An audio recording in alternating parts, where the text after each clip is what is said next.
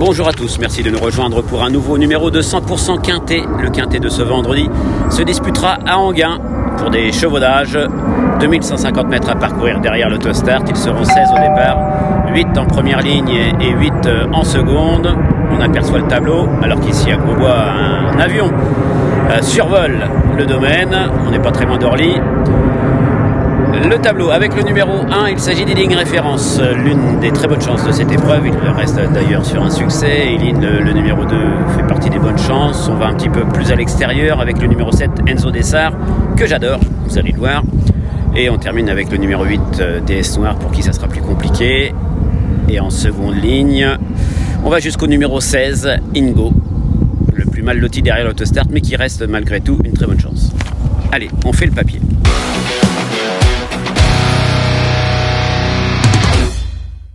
J'ai retenu en tête, vous l'avez peut-être compris, le numéro 7, Enzo Dessart. Alors c'est vrai que ce n'est pas un gagneur, il faut remonter je crois un peu plus d'un an pour lui trouver un succès, mais c'est un cheval tellement régulier.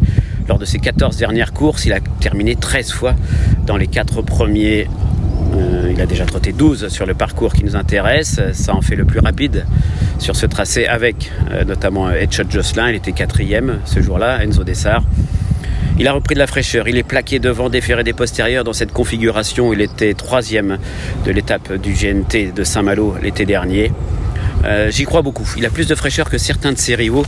C'est pour ça que je l'ai retenu en tête et que je l'ai préféré à Heading Référence, qui vient de remporter l'épreuve de référence d'ailleurs, que vous allez pouvoir regarder. Heading Référence ce jour-là, on va dire, jouer un petit coup tactique. Nicolas Bézir a joué un petit coup tactique, il n'y avait pas de train, il est venu prendre la tête et ensuite c'était un peu plus facile de contrôler, de repartir sous les attaques, notamment celle d'Ingo. Heading Référence est hérité d'un bon numéro, le numéro 1, qui va lui permettre de patienter en bon rang. Alors peut-être un petit peu moins de référence sur les courtes distances, mais il avait gagné malgré tout en début d'hiver à Vincennes sur les 2100. En 3e position, le numéro 16, Ingo. Alors je ne pense pas que ce numéro 16 soit totalement rédhibitoire pour un tel cheval. Il est en plein boom, on l'a vu cet hiver, je crois qu'il a couru 3 quintets, une victoire de 2e place, il apprécie les 2100. Voilà, il avait trotté 10-8 sur les 2100 de Vincennes, c'est bien ce qui me semblait. Donc c'est une petite bombe, il faudra juste négocier ce numéro, mais Alexandre Abrivard de jouer. En 4e position, j'ai retenu Eileen. Alors Eileen, il y a une stat pour elle qui est assez impressionnante, c'est qu'elle a couru 6 fois à Enghien, c'est 3 victoires et 2 places. Autant dire qu'elle évolue dans son jardin. En dernier lieu, elle se serait sans doute imposée si elle ne s'était pas montrée fautive tout à la fin. Donc c'est une Eileen qui revient vraiment en forme, elle apprécie Enghien, elle a hérité d'un bon numéro.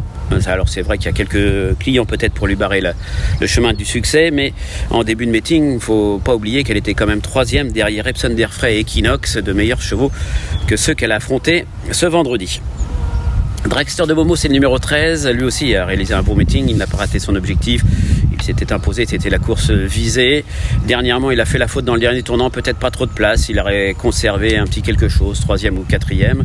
Damien Beaune est à pied, il fait appel à Eric Raffin qui l'a déjà mené.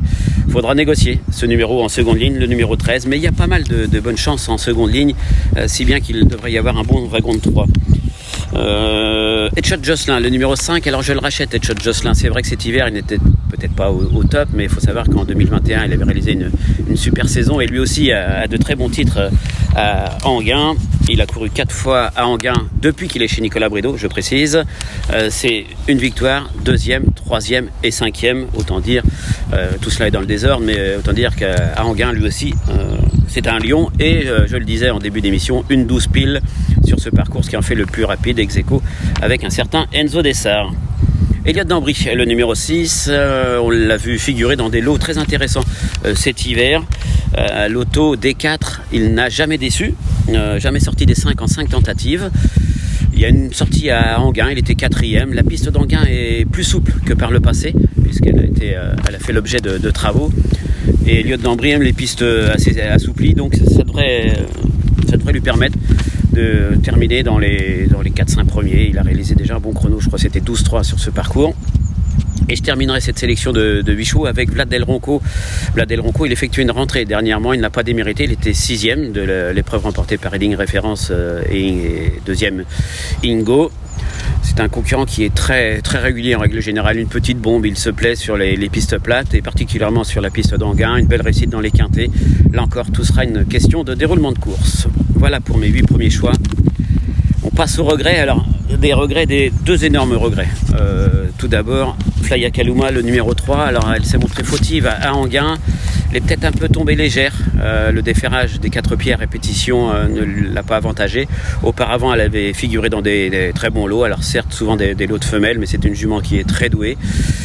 Elle sera plaquée des antérieurs et des ferrés des postérieurs. Alors, elle avait couru une seule fois à Anguin, elle a gagné. Et Gabriel Poupou me disait à cette époque-là, on n'avait pas l'obligation de déclarer les plaqués, mais sachez que lorsqu'elle a gagné à Anguin, elle était plaquée devant. Donc attention à elle, d'autant que son numéro est très correct. Et puis un autre regret, c'est le numéro 12. Il est là, le numéro 12, c'est Rocky Tilly. Alors Rocky Tilly, il est à, je vous dirais presque à 50 mètres d'ici, dans les box de Jürgen Wellstom. Et j'ai croisé Salat ce matin, un Stina, qui me disait qu'il ne fallait pas tenir compte de sa 6e place dernièrement, parce qu'il avait été malade après sa tentative de Toulouse. Il n'a couru qu'une seule fois à Anguin, c'est ce qu'elle me faisait remarquer. Il avait gagné parce qu'il apprécie les longues lignes droites, lui qui doit attendre le plus longtemps possible. Donc voilà, ça c'est pour les regrets. Espoir Delphini, le numéro 11, a connu un petit problème de santé, une tendinite qui l'a tenu éloigné des pistes. Il est en phase de préparation, mais attention, l'objectif c'est le trophée vert avec au moins. Forum Mélois, le numéro 10, on l'avait vu bien se comporter à Vincennes il n'y a pas très longtemps. Il n'a pas confirmé dernièrement au Croisé-la-Roche. Et cette fois-ci, il est ferré, ça m'inquiète un peu. Brissel, le numéro 4, a désormais 10 ans. Il y a longtemps qu'on ne l'a pas vu se mettre en évidence. Alors pour la petite histoire, la dernière fois qu'il a réussi à se mettre en évidence, c'était sur le parcours d'Anguin. Au mois de mars 2021, il était 3e de, je crois que c'était Wild Love et Wall Lotta Love. Mais voilà, depuis, il y a eu un an, de l'eau a coulé sous les ponts. Et il n'a rien fait de terrible. DS Noire, le numéro 8, je le disais, elle aussi, il faut remonter assez longtemps pour lui trouver une bonne performance, une performance digne de ce nom, et elle doit s'élancer avec le numéro 8, c'est compliqué. Compliqué également pour Dream Cash, même si celui-ci avait remporté 2 épreuves à réclamer sur ce parcours, même d'Anguin. C'était l'été dernier, il a changé d'entraînement et depuis, mis à part une 5e place dans un quintet à la Capelle, depuis il aligne les échecs, ça paraît assez compliqué. Et le numéro 15, Deltair de Kirva, c'est de loin le moins riche du lot. Et il n'a pas fait ses preuves à ce niveau, je crois qu'il a quasiment 2 fois moins de gains que ses petits copains.